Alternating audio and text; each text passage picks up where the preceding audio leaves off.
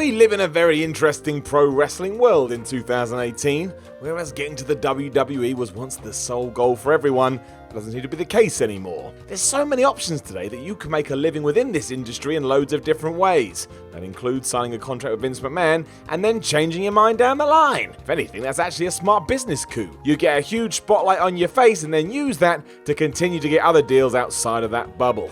If we take a step back and look at the current landscape too, there's certainly a few people currently rocking it at World Wrestling Entertainment who maybe, just maybe, are seeing all that noise outside the current walls and wondering if they should throw themselves into that instead.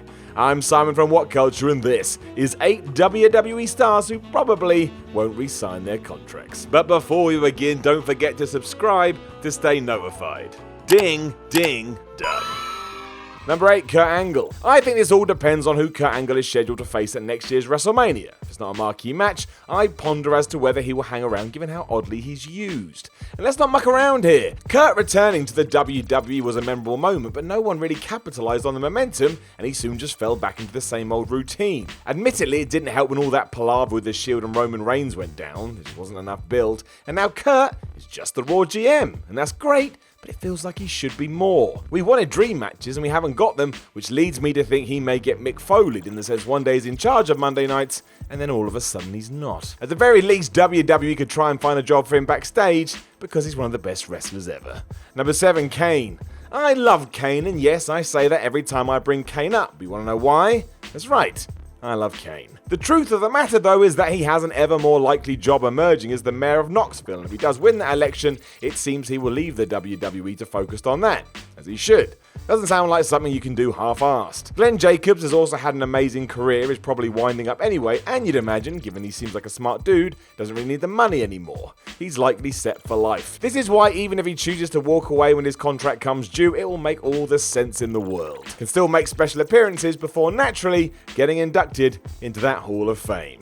And deserves it. Number 6, Sami Zayn. Based on his popularity in NXT and his many 5-star quality matches, you might think that Sami Zayn would have been a main eventer by now. But while his best friend Kevin Owens recently re-signed a contract that will likely see him close out his wrestling career in WWE, Zayn hasn't been quite so lucky. The underdog from the underground has been continually underutilized in WWE, and his 2018 run with Bobby Lashley wasn't great, and then he had to go and sort out some injuries. So you could say that Zayn deserves more and has already proven he can be successful outside of WWE, so maybe he'll go do just that.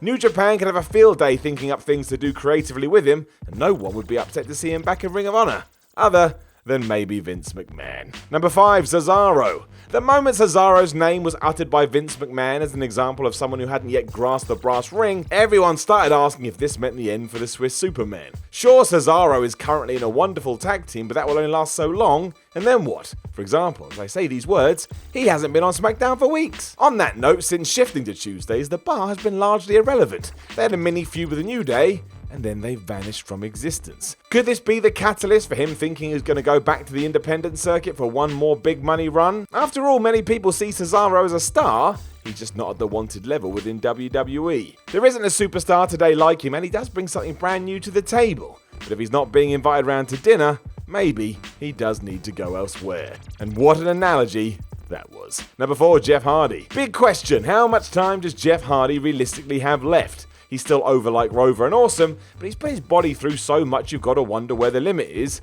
And even if he'd want to work through all that, can't be fun. Think about it like this too. What would happen if both WWE and Jeff agreed to just shake hands and walk away? What do you do in his final match? Because you know Hardy would want to get one last crazy move in. I would say he probably wants to be chucked off a cage, but Kevin Owens stole that at Extreme Rules this year. Also, I don't think Hardy has ever been in a Hell in a Cell match, and you've got to imagine he'd like that all things considered, so maybe it would go down there before Jeff goes to focus on his other passions. Believe you me, he has a lot of them. Go listen to his band. Number 3, Renee Young. The minute Renee Young was hired by WWE, she was destined to be a star. Her likable personality was infectious, her skill as an interviewer was evident, and her knowledge of the brand obvious. The combination of all that put her in a position to be the go-to name for WWE programming like pay-per-view shows and network specials. The company was keeping her busy, and then something changed. As if from nowhere, all her network shows were kicked to the curb, and Renee herself has been public in saying she wants to do more than just the backstage stuff. Since WWE has yet to give it to her, Young's future may be interesting. When you consider Renee as the type of talent networks like ESPN or Fox might be looking for, she's probably bound to eventually jump on a new gig if the grass looks greener elsewhere, or the opportunity just smells delightful. Number 2, Dean Ambrose. There was a time that Dean Ambrose was arguably the most popular superstar in WWE. He was perhaps the most relatable member of the Shield, even though he was sold as crazy. Today, doesn't really feel the same. A nasty injury has kept him sidelined, and prior to that, he wasn't doing much, or at least what he should have been doing. It started with his WWE Network appearance on the Stone Cold Steve Austin podcast, because after that, everything changed. Did he say something wrong? Did one of Austin's quips hit home? Whatever the reason, it did seem to move things, and who knows why, especially when Dean is so good.